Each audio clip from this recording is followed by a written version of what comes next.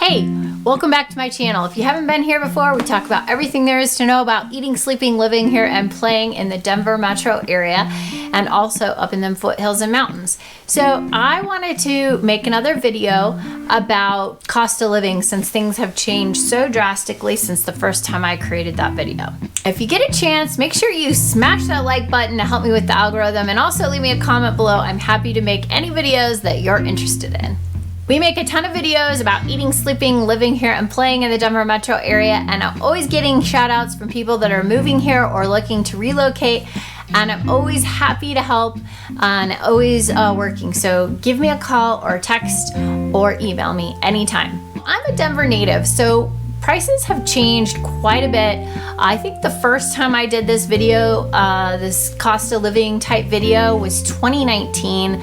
Probably towards the beginning of 2019, and things have changed quite a bit, as they have in the rest of the country. But I thought if you're looking to move here from somewhere else, or if you're looking to leave here, you might want to know the differences between the cost of living here in Denver versus maybe the national averages and that kind of thing.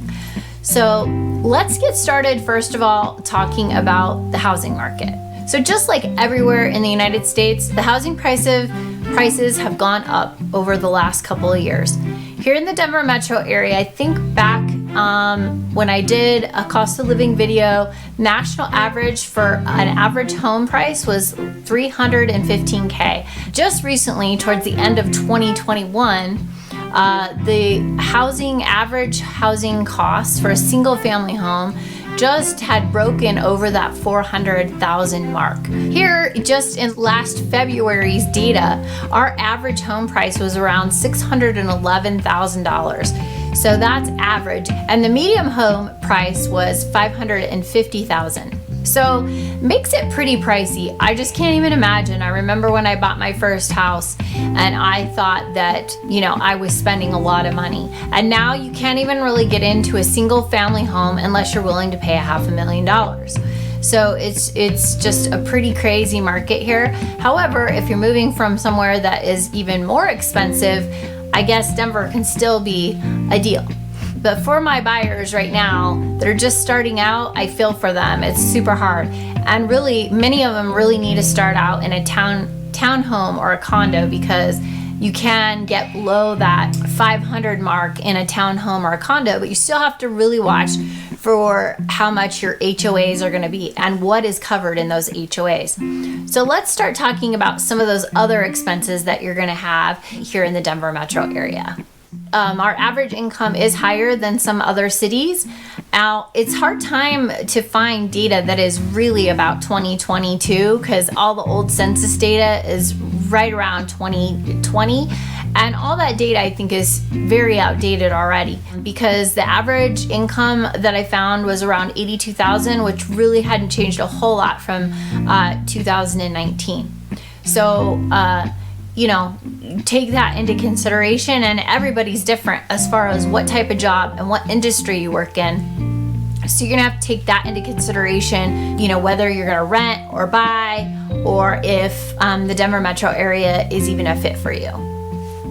Or if you're planning to exit the Denver metro area and move somewhere else that's more affordable. So we talked about owning a home. What about renting a home? So the average price for a 800 and some square foot, almost 900 square foot apartment here in the Denver metro area, the average is around $1,877. So that's for a 1-bedroom apartment. Now, if you're talking a 2-bedroom, 3-bedroom apartment, you're definitely gonna be over that $2,000 a month range. And then you're gonna wanna know some of the other costs of living here. Right now, gas prices have gone up everywhere in the United States because everybody's talking about inflation.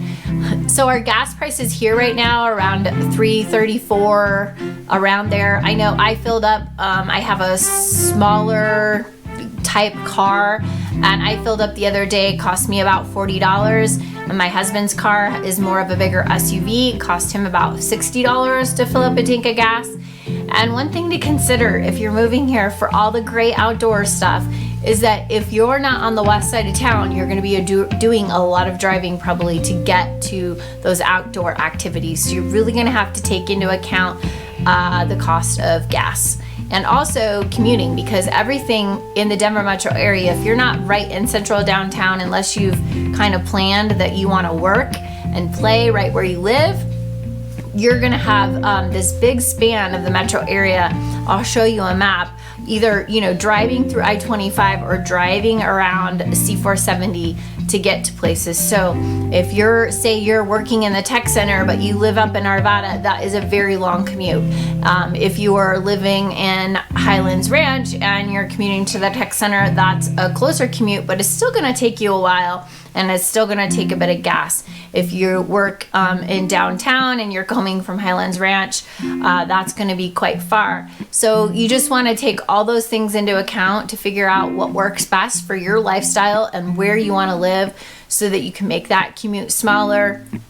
Or maybe you work from home if you're one of those lucky people that don't ever have to go into the office. But a lot of people I know now, it seems like they're getting a combination of working from home part of the time and then also going into work. So you're still gonna have to take into account that commute. So now that we've talked about housing prices, let's talk about your utility costs. So like water, trash, sewer. One thing to note really quick is that if you live in the Denver metro area and you pay Denver taxes through your property taxes, your trash and recycle is included. For me, I pay my trash bill, I believe it's around $90 to $100. That's for 3 months at a time. And then water and utilities, those things have changed, and water seems to be going up quite a bit. I think my water bill was anywhere, it just depends on the time of year, also how much water you're using, because most municipalities are on a water usage, unless you've owned your home forever and you're in certain municipalities, maybe you're in a flat rate water area, but that's very, very rare. So I would say that my water bill could be anywhere from $100 to $150, and that just changed because it used to be a quarterly bill and they changed it to a monthly bill, and so that has changed, and it's probably different by each area that you live in and who you're paying your water to. My electric bill is around $80 to $100. So hopefully that gives you an idea around utility costs. Oh, one other thing, let's talk about internet expenses. So I pay about $70 to $80 a month for my high-speed internet. There's usually two main carriers here in the Denver metro area that you can get your internet through. So you'll have to choose between those. One will be cable internet and one will be fiber internet. And they're always competing and giving different offers. So one thing I always say is, if you have an offer on one and you get an offer on the other, you can always choose or call and ask them to downgrade your price. So you can always try to save on your internet bill that way.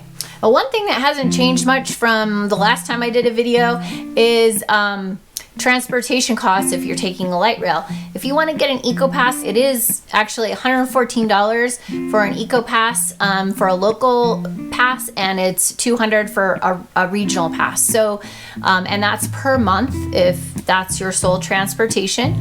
Other than that, you're probably using a car and you're gonna have to look into car insurance, and also obviously gas prices have been going up everywhere. But sometimes many employers will provide an EcoPass that's included with you working, especially if you work downtown and you have to commute downtown. Many times that EcoPass is included, and you can use that anytime for personal or work to use the light rail system and the bus system here in the Denver metro area.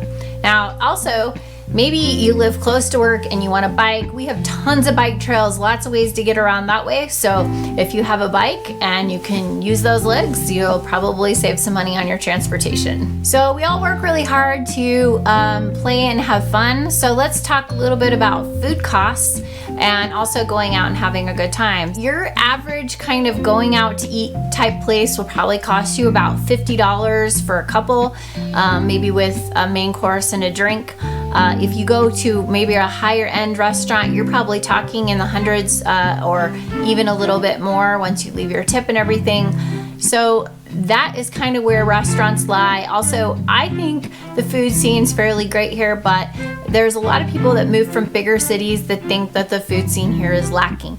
So you'll have to take that with a grain of salt, because from my native perspective, it feels like we've had a lot of things pop up, and I have my favorite restaurants, but I've had some people say, well, oh, this was rated really great, but it was really underwhelming. But for me, I really like trying local places, and I tend to find a lot of hole-in-the-wall local restaurants that I really like, that are also fun to try. So other thing to keep in mind as well when you're talking about cost of living is that we have sales tax here in Colorado. And if you are in the Denver area, that rate is going to be around 8.81%, which is pretty high. If you're in some of the other surrounding areas and the suburbs, it won't be as high because Denver has some extra taxes tacked into that. But no matter where you go in the Denver metro area, you are going to pay a sales tax. Now, just like it was 2 years ago, we have an income tax here in Colorado, and it's a flat rate no matter what you make. It's 4.55%, so you can count on that no matter how much income you have. That's our income tax rate. You file. It doesn't really matter how much you make, it's a flat rate. One other thing that's really important is healthcare, and we are a little bit higher than the national average for healthcare. And as far as ratings and how good we are for healthcare, you can find rankings out on the internet, and we're ranked around 10 or 11. I've seen both as far as quality of healthcare. Now, if you are looking for a cheaper plan that has, a high deductible, you're looking at anywhere from, like $250 to $300, but we're talking a really high deductible, maybe $7,000 to $10,000. Now, I have a plan that's kind of more like pays for all your first 3 visits, and then you have some catastrophe plan. That runs me about $400. My husband has what they would call a silver plan, and I think his is $500. And so you just kind of need to take that into account as to where you are in your health and what works for you. But those are the costs for health insurance. And like I said, we're just a little bit higher than the national average as far as health insurance goes. So let's talk about expensive cities and rankings. So Denver is not ranked still in the top 10 cities, even though I just talked about housing costs and how much it is. We are below that 10 ranking as far as most expensive cities. But I do wonder if that may shift a little bit because, everybody's going off of older data. But there still are definitely more expensive places to live than the Denver metro area. So again, if you're moving from somewhere more expensive, Denver is probably still less expensive than many of those more expensive cities. However, if you're moving from some of those other places that are not as expensive to live in and your average home price is much lower, it's going to be a lot harder for you to move to the Denver metro area and feel like you can afford it unless you're getting an upgrade in how much you make in your salary or at your job, or if you're an entrepreneur, how much you make doing that here in the Denver metro area. So if you're moving to Denver, everybody always thinks about downtown Denver, but there's tons of extra pockets of different areas that you can live in. And I talk about many of those different towns like Arvada, Highlands Ranch, Aurora, Inglewood, all the places up north like Thornton, North Glen. I could go on and on, but there's lots of other places to live that might work for you and your situation, and depending on where you work, they might even work better for you. Or depending on what you like to do and what your hobbies are, maybe some of those downtown areas that are in the suburbs might work better for you. And most likely, any of those areas that are outside of the Denver area, some of them will probably be less expensive than living right in the center of Denver, especially if you're talking about a single family home and living in some of the more popular areas such as Wash Park. So I also just want to show you, since I talked a little bit about it being the different expenses based on areas, I'm going to show you a little heat map that shows you the cost of living where it's more expensive to live in the Denver metro area. And you'll see that the purple areas, the dark purple areas, are more expensive, and as it gets lighter, it gets less expensive. And you'll see that as you expand out further past that C470 area, you'll see some of those areas might get a little bit lighter, and some of them actually might get darker depending on where they are. Like if you're up north towards Boulder, any of those cities surrounding Boulder are going to be more expensive, because even if you look at the cost of living of Denver compared to Boulder, it's going to be quite a bit higher. One last thing I want to talk about as far as cost of living goes is taxes. So depending on where you live, and when I say taxes, I mean property taxes. So depending on where you live, and one thing you might want to check out is my video on buying new construction, because the thing about taxes is they can vary very much based on where you live. And if you're buying in a new build area or an area that had to build out infrastructure, your taxes are probably going to be double than what they would be if you live in an older area that's already established. So you really want to pay attention not just to the price of your house, but also how much you're going to pay in taxes and how much are those utility costs in the area that you're moving to. And I've done some extensive research for clients when they've decided to buy in different areas to find out what their taxes are going to be. Because if you're buying in a new area, a lot of times those new homes, it's hard to tell what those taxes are going to be in the next year or two. So you have to make some estimates about what the mill levies are and things like that to really figure out how much are my taxes going to be in this new build that I'm building. And to just think, oh, my mortgage is going to be this, you really need to account for those taxes. So check out the video, and also make sure that you're thinking about all these different things encompassing what your cost of livings are going to be based on where you live. One more thing about having fun here in the Denver metro area, we talked a little bit about restaurants. Now, if you want to go skiing,